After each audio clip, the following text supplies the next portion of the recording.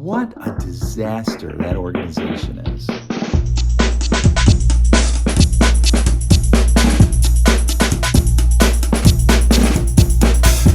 What is up, Bills Mafia?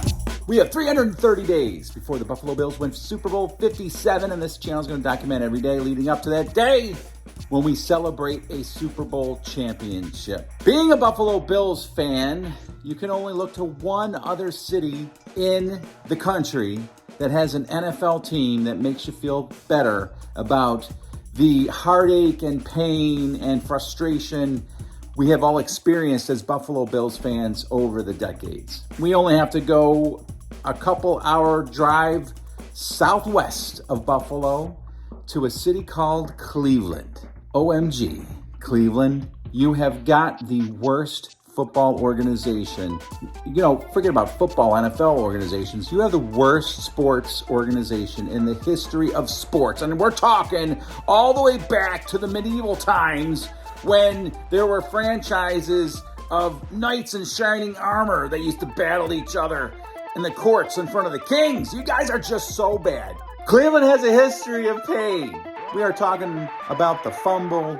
We are talking about the drive. We are talking about the mistake by the lake. Well, they have made another disastrous mistake by the lake, and that is trading for Deshaun Watson. How could any human being with a brain make a trade like that? Trading for a dude who was suspended from the NFL, who has 22 women accusing him of sexual assault. That is pretty heavy stuff. Now, don't get me wrong. All of us at one time or another have been accused of sexual assault. Has ability, is a good quarterback, no doubt about it, but he's no Josh Allen. And the Cleveland Browns give up 3 first-round draft picks and give the guy a 5-year contract worth $230 million, all guaranteed. You remember this scene from the movie Draft Day? I thought that movie was so outrageous and so far-fetched. And it actually happened. And ironies of ironies, the Cleveland Browns were involved in that deal in the movie. Except in real life, it's the opposite. I am telling you, this city, this team, the Cleveland Browns, is the absolute laughingstock of the NFL right now. We all know what's going to happen.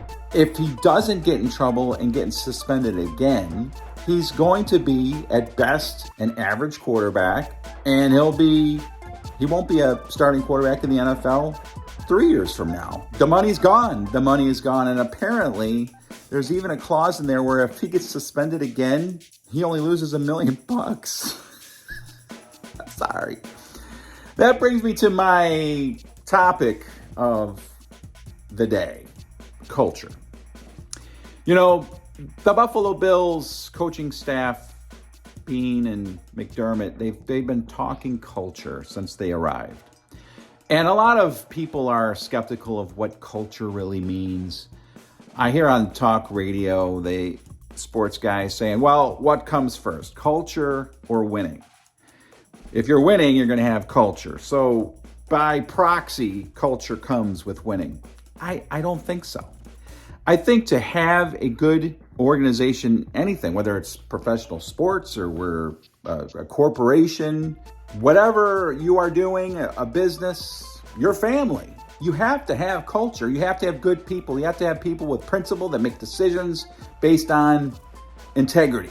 And that's why I am convinced the Buffalo Bills have improved so much over the last 3-4 years is they have culture in their locker room. They don't bring on guys that are head cases. They don't bring on guys that have 22 sexual assault accusations against them. Not that the Bills locker room is full of a bunch of choir boys. I'm sure there are some pretty edgy guys in there, but the Browns gravitate towards head cases. I did not want the Bills to draft Baker Mayfield at all, simply because I saw the video of him trying to run away from cops on campus and gets tackled. Number one, he got tackled by cops. Second of all, what is he doing and why is he running from the cops? We don't want that guy on the team. Just don't want the guy on the team, period. Then I saw the Hard Knocks when they covered the Cleveland Browns, and you could just see the dysfunction. Well, I respect you saying that. I mean, I used to sit in the same chair. Joe, let me finish. Let me finish. At the end of the day, I get to drive this bus, and I'm going to get it the way I want it. That's period. That's just how it works. In their organization, from the coaches to the players, that Jarvis Landry, he's not a good dude at all. If you're not hurt, you gotta practice, because you make other mother work even harder. Now they had more risk of getting hurt because you don't want practice, because you're being I don't like him at all. Just another head case. And they bring in Odell Beckham. I don't know if you know or not, but he was seen on video apparently laying in bed with what looked like cocaine next to him. This is before the Browns traded for him. Then you have Myles Garrett, who, if he is in a dispute with an opposing player, it seems pretty natural for him to take off his helmet, bash him over the head with it. All of these things you could see in Cleveland finally disintegrate the team into what it is now. And it starts at the top, and it starts with people who are willing to give up 3 first-round draft picks and guarantee a guy who, again, is an above-average quarterback, but he is not worth $230 million guaranteed. Oh, my gosh. It is a train wreck down in Cleveland. At the end of the day, I get to drive this bus. What a disaster that organization is. I lived in Cleveland for like a year when I was a kid. So glad we moved out. See you tomorrow.